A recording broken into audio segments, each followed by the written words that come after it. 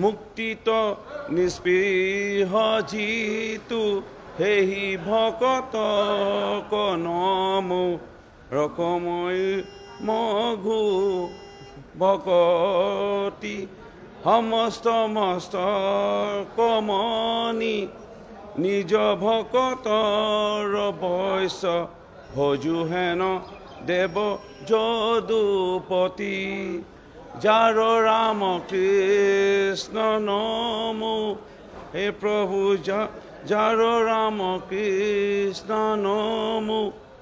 মই এই প্ৰাৰ্থনাৰে মই পুনৰবাৰ মাননীয় মুখ্যমন্ত্ৰী ডক্টৰ হেমন্ত বিশ্ব শৰ্মা ডাঙৰীয়া আৰু মাননীয় আমাৰ দলৰ সভাপতি দিলীপ শইকীয়া ডাঙৰীয়াৰ পৰামৰ্শ মৰ্মে মই অসমৰ ৰাইজৰ ওচৰত ক্ষমা বিচাৰিছোঁ।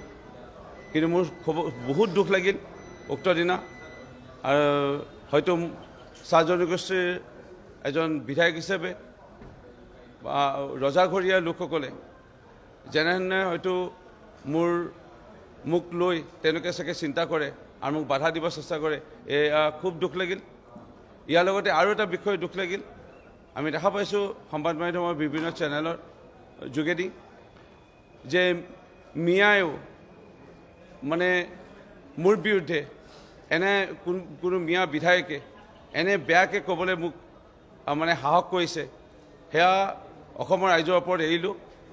আমি অসমৰ মাটি পানী বায়ুৰ লগত মিলি অসমৰ অৰ্থনীতিত অৱদান আগবঢ়াওঁ। আমি ইয়াত অসমত আমি বাস কৰি অসমত বৰঙণি আগবঢ়াইছোঁ আৰু এই বৃহত্তৰ অসমীয়া জাতিত আৰু আমি সমাজৰ লগত আমি মিলি পৰিলোঁ।